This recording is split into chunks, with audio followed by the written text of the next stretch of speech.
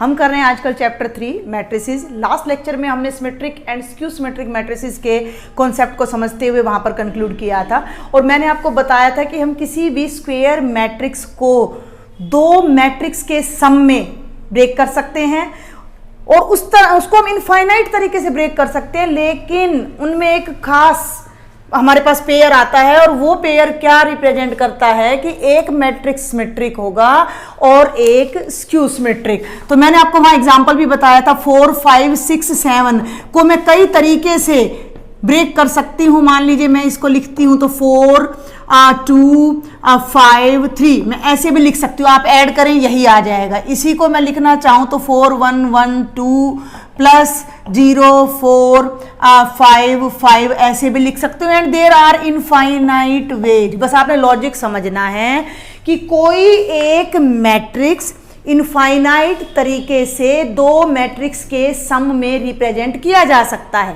ठीक है ना भाई। जैसे हमारा कोई नंबर 7 है तो मैं इसके बहुत सारे टुकड़े कर सकती हूँ, बहुत सारे नंबरों के एडिशन और डिफरेंस में इसको लिख सकती हूँ। ऐसे ही एक मैट्रिक्स को बहुत सारे मैट्रिसेस में लिखा जा सकता है। बट हमें एक स्पेशल केस डिस्कस करना है कि हमें किसी स्क्वायर मैट्रिक्स के दो मैट्रिक्स में उसको तोड़ना है, ब्रेक करना है, जिनमें एक मैट्रिक्स सर्टेनली सिमेट्रिक होना चाहिए और एक मैट्रिक्स सर्टेनली स्क्यू सिमेट्रिक होना चाहिए। और ये चीज हम किसी हिट एंड ट्रायल मेथड से नहीं कर सकते, कोई तुक्केबाजी लगाकर नहीं कर सकते। तो इसके लिए हमें एक पर्टिकुलर अप्रोच चाहिए जिससे हम किसी मैट्रिक्स को सिमेट्रिक एंड स्क्यू सिमेट्रिक में ब्रेक कर सकें। वो अप्रोच भी मैंने आपको लास्ट वीडियो में बताई है। तो हमारा ये मैं आपको बताने जा रही हूं एक्सरसाइज 3.3 का क्वेश्चन नंबर 10। अब वो सारे क्वेश्चंस आप आराम से ट्राई कर सकते हो क्योंकि मैंने आपको एग्जांपल्स कराए हैं। एक्सप्रेस द फॉलोइंग मैट्रिसेस, कई मैट्रिसेस हैं, मैं सिर्फ एक पार्ट डिस्कस कर रही हूं। As the sum of a symmetric and skew symmetric matrix, ठीक है भाई। एक मैट्रिक्स को सम में यानी दो मैट्रिक्स के सम में रिप्रेजेंट करना है जिनमें एक सिमेट्रिक होना चाहिए और एक स्क्यू सिमेट्रिक। लॉजिक में लास्ट उसमें कर चुकी हूं कैसे कि भाई ए को मैंने क्या बताया था कि हम ऐसे लिख सकते हैं half of A plus A dash plus half of A minus A dash, ठीक है ना भाई। हाफ और हाफ ए बन जाएगा और हाफ ए डैश से हाफ ए डैश कैंसिल हो जाना है तो ए आ जाना है। और ये बात हम डिस्कस कर चुके हैं कि ये मैट्रिक्स 100% सिमेट्रिक होता है और ये मैट्रिक्स क्या होता है, ऑलवेज स्क्यू सिमेट्रिक। तो अब हम इसके ये दो टुकड़े करेंगे जिनसे एक पार्ट हमारा सिमेट्रिक आएगा और दूसरा पार्ट हमारा स्क्यू सिमेट्रिक आएगा। तो अप्रोच क्या है, कैसे हमने क्वेश्चन को सॉल्व करना है, तो आपने जस्ट अपनी नोटबुक में स्टार्ट करना है। सॉल्यूशन गिवन मैट्रिक्स आपको ए होगा, आपने पहले इसका ट्रांसपोज फाइंड करना है। 3, 5, 1 माइनस 1 का जो ट्रांसपोज होगा वो ये हो जाएगा, ठीक है भाई। इसके बाद हम a plus A dash find करेंगे, a प्लस ए डैश। तो देखिए a हो गया भाई 3, 5, 1 माइनस 1 प्लस 3, 1, 5 माइनस 1 और वो एडिशन बेटा जी क्या हो जाएगा, देखो 6, 6, 6 एंड माइनस 2। क्लियर है, यहाँ तक कोई आपको प्रॉब्लम होनी नहीं चाहिए, बिल्कुल सिंपल कैलकुलेशन चल रही है। अब हम इसका हाफ करते हैं, a प्लस ए डैश का हाफ करते हैं तो एक नया मैट्रिक्स आएगा और हम उसे मान लीजिए P नाम दे देते हैं। थोड़ा आसान हो जाएगा हमें करना यहाँ पर क्योंकि भाई इतना बड़ा नाम बार बार लिखेंगे। तो लेट P हमने मान लिया वो है half of A plus A dash, ठीक है। a प्लस ए डैश ये है और इसके आगे हाफ यानी 1/2 लगा दीजिए तो 6, 6, 6 माइनस 2 और p की जो वैल्यू आएगी जब वो हाफ करेंगे तो सारे एलिमेंट्स 2 से डिवाइड हो जाएंगे और ये बन जाएगा 3, 3, 3 माइनस 2, ये p आ गया। अब आपने ये क्रॉस चेक करके दिखाना है कि ये सिमेट्रिक है, कहने से सिमेट्रिक नहीं हो जाएगा ये, समझे ना मेरी बात को, आपको प्रूव करके दिखाना है। तो प्रूव करके दिखाने के लिए अब आप क्या कीजिए, p का ट्रांसपोज चेक कीजिए। p का ट्रांसपोज हो गया 3, 3, 3 माइनस 2 का ट्रांसपोज और वो आप देखो रो को कॉलम में बदल रहे हो तो कोई चेंज नहीं आ रहा है जो कि ऑलरेडी किसके इक्वल बन चुका है, p के इक्वल बन चुका है। तो हम यहाँ क्या लिखेंगे कि because p dash is equal to p है, it means p is a symmetric matrix. देखो भाई मैथ ना प्रूफ पे चलता है, तो प्रूव करना आपके लिए बहुत जरूरी है। अब हम आगे बढ़ते हैं, अब हम सेकंड पार्ट काउंट करते हैं। हम क्या निकालते हैं, a माइनस ए डैश, इसी तरह से। तो now a minus A dash, ठीक है भाई, ये मैं 2/2 का एक क्वेश्चन आपको करा रही हूँ। a हो गया 3 5 1 -1 और इसका ट्रांसपोज हो गया ये। जब आप इसे सॉल्व करेंगे तो आप कर लीजिएगा 0 4 -4 एंड 0, ये हमारा a माइनस ए डैश आया। हमने इसका हाफ ले लेना है, जिसे हम क्यू नाम देंगे, half of a minus A dash. तो वो बन जाएगा बेटा जी हाफ ऑफ 0 4 -4 0। तो क्यू आपका क्या बन जाएगा, 0 को 2 से डिवाइड करोगे 0 आएगा, 2 आएगा, -2 आना है, 0 आना है, ये क्यू आ गया। हमने इसको नंबर 2 कर दिया, इक्वेशन नंबर 2। अब इसको भी आपने क्रॉस चेक करके दिखाना है कि ये स्क्यू सिमेट्रिक है या नहीं। तो क्यू का ट्रांसपोज ले लीजिए, 0 2 -2 0 का ट्रांसपोज, तो ये हो जाएगा 0 2 -2 0। और जैसे ही आप इसमें से माइनस कॉमन लोगे, स्क्यू सिमेट्रिक की पहचान होती है कि डायगोनल एलिमेंट्स 0 होते हैं, ये एक दूसरे के नेगेटिव्स होते हैं। तो ये बन जाएगा 0, -2 का बन जाएगा +2, 2 का बन जाएगा -2 एंड 0। और आप ध्यान से देखें कि ये जो अंदर वाला मैट्रिक्स है ये हमारा क्यू है और बाहर माइनस का साइन आ रहा है। तो बेटा जी क्यू डैश किसके इक्वल हो गया, माइनस क्यू के। और ये कंडीशन किसकी होती है, स्क्यू सिमेट्रिक मैट्रिक्स की। तो हम यहाँ क्लियरली कह सकते हैं कि Q is a skew symmetric matrix. ठीक है भाई, तो यहां तक मेरे ख्याल से कोई प्रॉब्लम आपको होनी नहीं चाहिए क्वेश्चन को सॉल्व करने में कि ए लिया, ए ट्रांसपोज लिया, दोनों को ऐड किया और उनके हाफ से एक नया मैट्रिक्स बना जिसे हमने पी नाम दिया और उसको सिमेट्रिक प्रूव करके दिखाया। फिर हमने a minus A dash calculate किया और उसके हाफ को हमने क्यू नाम दिया, उसको फिर हमने स्क्यू सिमेट्रिक प्रूव करके दिखा दिया। क्लियर है यहाँ तक। अब ये बात हमने दिखानी है कि हम इस a को इन दोनों के सम में भी रिप्रेजेंट कर सकते हैं। तो इसके लिए अब मैं यहाँ से थोड़ा सा रब करने जा रही हूँ। तो अब हम क्या लिखेंगे कि we know that a can be written as half of a plus a dash plus half of A minus A dash. देखो कई कुछ बच्चों को अगर शक हो तो मैं जल्दी से आपको इसको खोल के दिखा देती हूँ। a/2 a dash by 2 a/2 minus A dash by 2 ये कैंसिल हो जाएगा और a/2 आपका क्या बन जाएगा, a बन जाएगा। तो सिंपल अलजेब्रा है ये और कुछ भी नहीं है। तो ये यहाँ वी नो करके लिखा। अब इसको हमने क्या कर दिया, p, यानी a को हम लिख सकते हैं p plus q where P is a symmetric matrix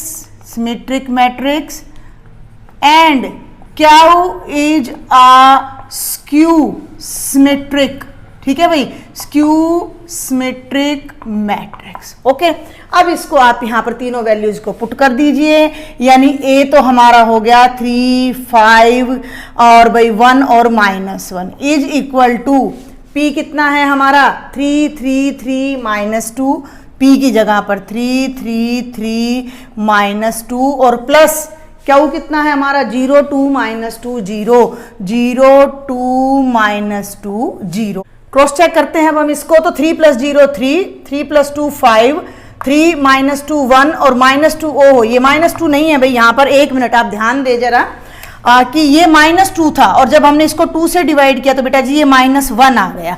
ठीक है भाई, तो ये यहाँ पर आप इसको करेक्ट कर लीजिएगा। तो ये जो चीज़ आएगी यहाँ -1, मैंने ब्लू पेन से करेक्शन कर दिया है यहाँ पर। तो -1 + 0 -1 आ गया। तो इस मैट्रिक्स के हमने ये दो टुकड़े कर दिए, इस मैट्रिक्स को इन दोनों के सम में लिखा, जिसमें पहला पार्ट हमारा सिमेट्रिक हो गया और दूसरा हमारा स्क्यू सिमेट्रिक हो गया। And hence we are done कि हमने गिवन मैट्रिक्स को दो के सम में रिप्रेजेंट कर दिया है, जिसमें एक सिमेट्रिक है और एक स्क्यू सिमेट्रिक है। ये 2/2 का एग्जाम्पल था और क्वेश्चन था आपके एक्सरसाइज का। ऑन द सेम लाइन आप 3/3 के मैट्रिक्स को भी सॉल्व कर सकते हो। देखिए बेटा एक्सरसाइज 3.3 के कुछ दो ऑब्जेक्टिव क्वेश्चंस हो रहे हैं जो थोड़े डिफरेंट है, तो मैं आपको बताना चाहूंगी। If A and B are symmetric matrices of same order then A B minus B A, इनमें से किस टाइप का मैट्रिक्स है, सिमेट्रिक है, स्क्यू सिमेट्रिक है, जीरो है या आइडेंटिटी है। तो जो बात हमें गिवन है पहले उसको नोट कर लीजिए। ए सिमेट्रिक है तो हमें ये पता है कि ए डैश ए के बराबर होगा, बी सिमेट्रिक है तो हमें ये पता होना चाहिए कि बी डैश बी के बराबर होगा। अब हमें इसका नेचर डिफाइन करना है तो पहले क्यों ना हम इसका ट्रांसपोज लेके देख लें। हम लेके देखते हैं ट्रांसपोज, तो ए बी माइनस बी ए का ट्रांसपोज, ठीक है। प्रॉपर्टी से चल रहे हैं अब हम इसके ट्रांसपोज की प्रॉपर्टी से। ए प्लस बी का ट्रांसपोज क्या होता था, तो सेपरेट हो जाएगा ए बी का ट्रांसपोज माइनस बी ए का ट्रांसपोज। प्रॉपर्टी याद होगी आपको, प्रोडक्ट का ट्रांसपोज करते हैं तो उल्टा हो जाता है, अगेन प्रॉपर्टी, तो वो बन गया बी ट्रांसपोज ए ट्रांसपोज। इसको उल्टा करें, A transpose B transpose. B transpose B के इक्वल है, ए ट्रांसपोज ए के इक्वल है, ये बन जाएगा बी ए, ये बन जाएगा ए बी। माइनस कॉमन ले दो दोनों में से, क्वेश्चन बहुत आसान है, माइनस कॉमन ले दो ए बी माइनस बी ए, बड़े ध्यान से समझना है। ए बी माइनस बी ए का ट्रांसपोज उसी का नेगेटिव आ गया, जिस मैट्रिक्स का ट्रांसपोज ले रहे थे उसी का नेगेटिव आ गया। और किसी भी मैट्रिक्स एक्स का ट्रांसपोज अगर उसी का नेगेटिव आता है तो वो स्क्यू सिमेट्रिक मैट्रिक्स होता है। तो हमारा ये फर्स्ट पार्ट करेक्ट हो जाएगा। इसको 12th क्वेश्चन को देखते हैं। ए हमें एक मैट्रिक्स गिवन है, cos alpha minus sine alpha cos alpha, then A plus A transpose identity के इक्वल होगा if the value of alpha, अगर अल्फा इनमें से कितने डिग्री का हो कि ये कंडीशन ट्रू हो जाए। तो हम इसको साथ साथ जल्दी से सॉल्व करते हैं। पहले मैं ए लिखती हूं, यहां पर मैं डायरेक्ट इसको सॉल्व कर रही हूं, 1 मार्क का है ये ध्यान देना। तो मैंने किया यहां cos alpha minus sine alpha cos alpha plus इसी का ट्रांसपोज, तो इसका ट्रांसपोज क्या हो जाएगा भाई, cos alpha minus sine alpha ऐसे, और ये हो जाएगा साइन अल्फा कॉस अल्फा, और ये किसके इक्वल है, आइडेंटिटी। तो आइडेंटिटी भी हम 2x2 ऑर्डर की लेने जा रहे हैं, 1 0 0 1, ठीक है भाई। अब हम ये, मैं इधर आइडेंटिटी लिख रही हूँ, बाद में वैल्यू रख दी है मैंने यहाँ पर। अब आप इन्हें ऐड करें, कॉस अल्फा कितना हो गया, 2 cos alpha minus sine alpha plus sine alpha 0, ये भी 0, और ये कितना आ गया 2 कॉस अल्फा। अब ये दो मैट्रिक्स इक्वल हैं तो इनके कॉरस्पॉन्डिंग कोएफिशिएंट्स इक्वल होने चाहिए। तो 2 कॉस अल्फा किसके इक्वल आ गया, 1 के। यहां से कॉस अल्फा किसके इक्वल आ गया, 1/2 के। और कॉस अल्फा की वैल्यू 1/2 कितने डिग्री पर होती है, 60 डिग्री पर। इसका मतलब अगर अल्फा की वैल्यू 60 डिग्री यानी कि π/3 हो तो हमारी ये कंडीशन सेटिस्फाई हो जाएगी। And this is the part number B. हमारा नेक्स्ट टॉपिक है बेटा एलिमेंट्री ऑपरेशन या ट्रांसफॉर्मेशन ऑफ अ मैट्रिक्स।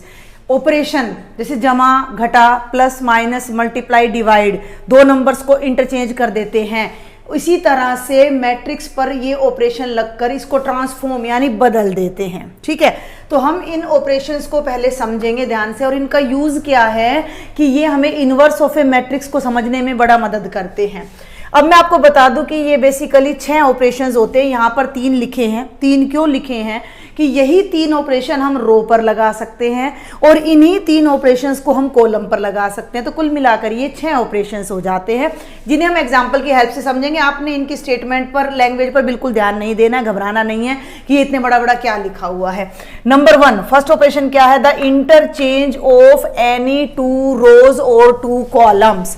कि हमें कोई पर्टिकुलर मैट्रिक्स ए अगर गिवन है, मान लीजिए ये देखो, मैं आपको क्लियर कर दूं कि ये स्क्वायर मैट्रिक्स पर चलते हैं ऑपरेशंस। 4 5 6 7 8 9, ये 3x3 ऑर्डर का कोई मैट्रिक्स है। तो हमारा फर्स्ट ऑपरेशन क्या कहता है, एलिमेंट्री ऑपरेशन, कि इंटरचेंज ऑफ एनी 2 रोज, हम किन्हीं भी 2 रो को आपस में बदल सकते हैं। तो इस चीज को लिखेंगे कैसे, मान लीजिए मैं ith रो को, i नंबर की रो को j नंबर की रो से बदलना चाह रही हूँ कि दोनों की अदला बदली कर दी, ये इसकी जगह चली जाए और ये इसकी जगह। तो ये ऑपरेशन कहलाता है ri इंटरचेंज्ड विद rj।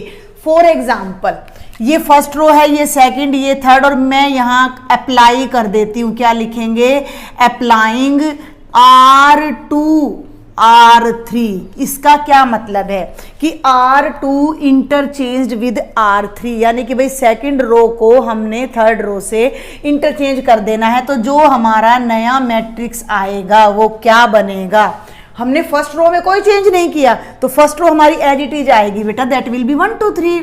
और सेकंड रो को थर्ड से और थर्ड को सेकंड से, यानी ये अपनी जगह बदल लेंगी। ये जो थर्ड रो के सारे एलिमेंट्स है वो सेकंड की पोजीशन पर चले जाएंगे 7 8 9, और ये यहाँ आ जाएंगे 4 5 6। तो ये मैंने फर्स्ट ऑपरेशन का आपको एग्जाम्पल दिया है। अब एक बात ध्यान रखिए कि यही ऑपरेशन इसी टाइप का हम कॉलम्स पे भी लगा सकते हैं, लेकिन रो के साथ कॉलम का या कॉलम के साथ रो का अभी हम नहीं लगाएंगे। आइदर हम रो ऑपरेशन ही लगाएंगे या हम कॉलम ऑपरेशन ही लगाएंगे। तो इसी को अगर मैं कॉलम में कन्वर्ट कर कॉलम ऑपरेशन लगाना चाहती तो मैं क्या करती, फिर हम करते अप्लाइंग। मान लीजिए मैं लिख देती हूँ C1 इंप्लाइज C2, यहां से सीधा यहां आ रही हूं। अब मैं ध्यान देना, आप C1 इंप्लाइज नहीं, C1 इंटरचेंज्ड विद C2, तो ये क्या बन जाता मैट्रिक्स, C1 की जगह आ जाता 3 6 9, और नहीं C1 C2 को चेंज कर रहे हैं। अभी मैंने C3 ले लिया, C1 C2 को अदला बदली करना है तो C1 की जगह C2 आ जाएगा 2 5 8, और ये आ जाएगा 1 4 7, और थर्ड रो जो कि C3, थर्ड कॉलम जो कि C3 था वो एज इट इज रह जाएगा। तो ये हमारा पहला एलिमेंट्री ऑपरेशन है। अब आपको ये डाउट नहीं रखना है कि हमने किस ऑपरेशन को कब कहाँ लगाना है। जैसे ही हम इन्वर्स के कॉन्सेप्ट को समझेंगे हम वहाँ ऑटोमेटिकली हमें पता लगता चला जाएगा प्रैक्टिस करने से कि हमने कौन सा ऑपरेशन कहाँ अप्लाई करना है। अब हम आ जाते हैं सेकंड एलिमेंट्री ऑपरेशन या ट्रांसफॉर्मेशन पर।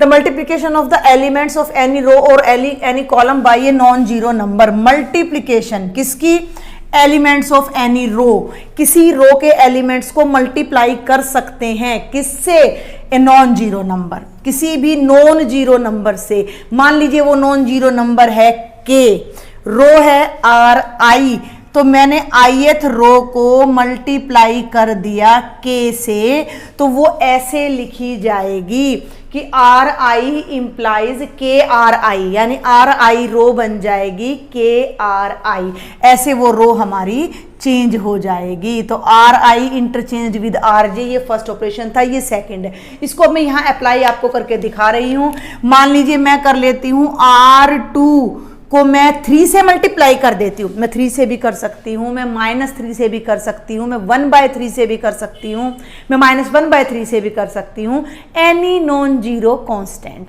ठीक है भाई, तो मैंने कर दिया R2 इंप्लाइज 3R2, यानी कि सेकंड रो को मैंने 3 से मल्टीप्लाई करना है। तो फर्स्ट और थर्ड रो को तो मैंने छेड़ना ही नहीं है, फर्स्ट रो 1 2 3 रहेगी, थर्ड रो हमारी 7 8 9 रहेगी, और चूंकि हम सेकंड रो को 3 से मल्टीप्लाई करें तो each and every element will be multiplied by 3, तो ये बन जाएगा 3 4 जा 12, 3 5 जा 15 एंड 3 6 जा 18, और ये हमारा सेकंड एलिमेंट्री ऑपरेशन होगा। जरूरत पड़ने पर हम इन्हें कॉलम पर भी लगा सकते हैं, भी हमें जरूरत है तो हम किसी पर्टिकुलर कॉलम को किसी भी कांस्टेंट से अकॉर्डिंगली मल्टीप्लाई कर सकते हैं। तो ये हमारी सेकंड एलिमेंट्री ऑपरेशन था बेटा। And now we will talk about the third elementary operation. बड़ा लंबा लग रहा है लेकिन आसान है। The addition of the elements of any row, किसी रो के एलिमेंट्स को ऐड कर देना, किसमें, corresponding elements of any other row. एक रो के एलिमेंट को किसी दूसरी रो के एलिमेंट्स में, कोरस्पॉन्डिंग एलिमेंट्स में ऐड कर देना। कैसे, कॉलम को छोड़ देते हैं हम थोड़ी देर के लिए। Multiplied by any non zero number, इसका निचोड़ क्या है, इसका मेन कंक्लूजन क्या है कि हम किसी भी रो में, ठीक है, मान लीजिए ith रो है, तो ith रो में हम क्या कर सकते हैं कि किसी और रो को लेकर jth रो को किसी कांस्टेंट k से मल्टीप्लाई करें और इसमें ऐड कर दें। ये मतलब है इस बात का कि j नंबर की रो को मैं k से मल्टीप्लाई करूं और ith रो में ऐड कर दूं, तो ये हमारा थर्ड एलिमेंट्री ऑपरेशन कहलाता है। आपको इन्हें नेमिंग से भी याद रखने की जरूरत नहीं है, आपको जस्ट ऐसे याद करना है, interchange of rows, multiplication of a row by a constant, और वे किसी रो को किसी कांस्टेंट से मल्टीप्लाई करके किसी दूसरी रो में ऐड कर देना। अब ये कांस्टेंट भाई फिर वही बात आ जाती है, पॉजिटिव भी हो सकता है, नेगेटिव भी हो सकता है, कुछ भी हो सकता है, फ्रैक्शन भी हो सकता है, एनी रियल नंबर, रैशनल भी इरेशनल भी। चलिए, तो अब हम यहाँ मैं आपको इस एग्जाम्पल की हेल्प से आपको बताती हूँ कि ये कोई मैट्रिक्स है ए, और यहाँ मैं क्या करने जा रही हूँ कि मैं थर्ड रो को चेंज करने जा रही हूँ। ध्यान देना, थर्ड रो को मैं चेंज करने जा रही हूँ कि थर्ड रो में मैं ऐड करूंगी फर्स्ट रो का 2 गुना। Got my point? ये बात बड़े ध्यान से समझनी है। पहली रो को 2 से गुणा किया और थर्ड रो में हमने उसको ऐड कर दिया, तो चेंज किस में आएगा? थर्ड रो में। तो ये ऐसे लिखना है कि third row changed to third row plus 2 times of R1, R3 as it is, और उसमें 2 R1 ऐड कर दिया।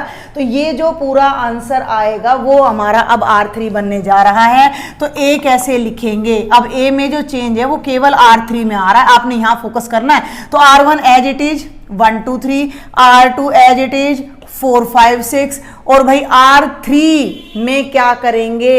R1 के कोरस्पोंडिंग, फर्स्ट में फर्स्ट, सेकंड को सेकंड से, थर्ड को थर्ड से, तो R1 के हर एलिमेंट को 2 से मल्टीप्लाई करना है, हर एलिमेंट को।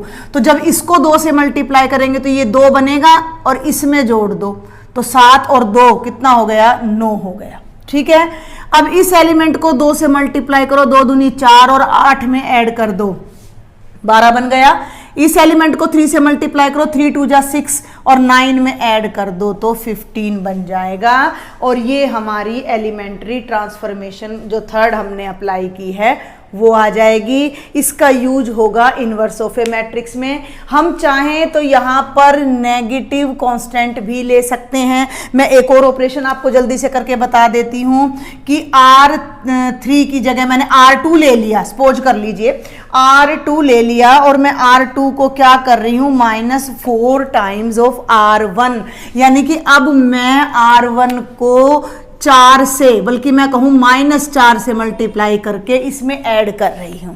ठीक है, तो फिर वही बात आ जाती है कि R2 में चेंज आ रहा है, तो R1 तो एज इट इज रहेगा 1 2 3, और भाई R3 भी हमारा एज इट इज रहेगा 7 8 9। चेंज किस में आया है? R2 में चेंज आया है। तो R2 को क्या करना है? इसको -4 से मल्टीप्लाई करेंगे, -4 आएगा, और 4 में -4 ऐड करोगे तो ये 0 आ जाएगा। दोनों तरफ ध्यान देना है आपने। इसको -4 से मल्टीप्लाई करो, -8 आया, और 5 -8 -3 हो गया। इसको -4 से मल्टीप्लाई करो तो -12 आया, और 6 -12 कितना हो गया? -6 हो गया। ये मैंने कुछ एग्जाम्पल्स की हेल्प से आपको तीनों एलिमेंट्री ऑपरेशन समझाए हैं जो हम रो में भी यूज कर सकते हैं, और इन्हीं ऑपरेशंस को हम कॉलम्स की सेंस में भी यूज कर सकते हैं। यहाँ सी आ जाएगा सब जगह पर, और इनका यूज होगा inverse of a matrix find करने में। आज के लेक्चर को हम इन्वर्टिबल मैट्रिसेस की डेफिनेशन से कंक्लूड करेंगे। तो इन्वर्टिबल मैट्रिसेस कौन से होते हैं? मान लीजिए बेटा ए कोई स्क्वायर मैट्रिक्स है ऑफ ऑर्डर m, और उसके लिए हमें कोई ऐसा स्क्वायर मैट्रिक्स B मिल जाता है ऑफ द सेम ऑर्डर। ध्यान देंगे, A का ऑर्डर M है, B का ऑर्डर भी M हो जाता है, और क्या कंडीशन आ जाती है कि A की प्रोडक्ट B से करें या B की प्रोडक्ट A से करें और वो सेम ऑर्डर के आइडेंटिटी मैट्रिक्स के इक्वल आ जाए, then we say that A is the inverse of B। A is called inverse of B, यानी कि हम A को क्या लिखते हैं? B का inverse. And B is called inverse of A। ध्यान देंगे, B A का इनवर्स कहलाता है, यानी दोनों एक दूसरे के इनवर्स कहलाते हैं अगर हमें ऐसा कोई स्क्वायर मैट्रिक्स मिल जाता है। एक छोटा सा एग्जांपल से मैं इसको प्रूव करती हूँ। आप ही की बुक का एग्जांपल है, A हमने ले लिया 2 3 1 2, और B भी 2/2 ऑर्डर का हमने मैट्रिक्स ले लिया। I will just check it, 2 -3 -1 and 2। Let me check. अब हम A और B की प्रोडक्ट को डिफाइन करते हैं, तो देखिए क्या आती है, 2 3 1 2 2 -1 -3 2। मल्टीप्लाई करते हैं, फर्स्ट रो फर्स्ट कॉलम 2 2 जा 4 प्लस 3 इंटू -1 -3 हो जाएगा। 2 इंटू -3 -6 प्लस 3 इंटू 2 6 आ जाएगा। Second row first column 1 into 2 plus का 2 2 into -1 -2 1 into -3 plus 2 into 2 4। Check करिए कितना आया 1 0 0 1, यानी ए की जब हमने बी से प्रोडक्ट की तो सेकंड ऑर्डर का आइडेंटिटी मैट्रिक्स आ गया। सिमिलरली आप क्रॉस चेक कर लीजिएगा, ये आपके लिए होमवर्क है। जब हम बी की ए से प्रोडक्ट करेंगे तो बी ए भी आइडेंटिटी आएगा। तो हमने क्या देखा कि A B is equal to B A is equal to identity matrix आ रहा है। तो हम कह सकते हैं कि ए बी का इनवर्स है, मींस बी इनवर्स तो ए हो जाता है और ए इनवर्स बी हो जाता है। अब क्वेश्चन ये उठता है कि यहाँ तो हमें ए और बी गिवन था, हम वैसे कैसे फाइंड करेंगे कि इनवर्स किस मैट्रिक्स का क्या है। तो फिर वही बात आ जाती है कि कोई हिट एंड ट्रायल मेथड नहीं लगेगा, एक पर्टिकुलर अप्रोच है जिससे हम एलिमेंट्री ऑपरेशंस की हेल्प से नेक्स्ट लेक्चर में समझेंगे। तब तक मैं आपको इनकी बेसिक 1-2 बातें और बता देती हूँ कि किसी भी मैट्रिक्स का इनवर्स यूनिक होता है। एक मैट्रिक्स के लिए एक ही इनवर्स एग्जिस्ट करेगा, तो वो एक हम पर्टिकुलर मेथड से ढूंढेंगे। तो यहाँ 2 बातें मैं आपको मेन बताने जा रही हूँ कि inverse of A matrix is unique, inverse of a matrix is unique. ठीक है भाई, एक मैट्रिक्स के लिए एक ही इनवर्स एग्जिस्ट करेगा और करेगा भी, यानी देखना भी पड़ता है। हर मैट्रिक्स का इनवर्स भी एग्जिस्ट नहीं करता है, उसके लिए भी कंडीशन आती है बाद में। और सेकंड थिंग आपने ध्यान रखनी है कि किन्हीं 2 मैट्रिक्स की प्रोडक्ट का जब हम इनवर्स लेते हैं तो वो उनकी प्रोडक्ट के उनके इनवर्स की प्रोडक्ट उल्टी हो जाती है उसमें, यानी कि A B inverse is equal to B inverse A inverse हो जाता है। तो इनका भी कोई यूज नहीं है, मेन आपने यहाँ ध्यान रखना है। इससे रिलेटेड एग्जांपल्स मैं आपको नेक्स्ट लेक्चर में कराऊंगी। तब तक आप एक्सरसाइज 3.3 के अपने क्वेश्चंस कंप्लीट कीजिए। Thank you students.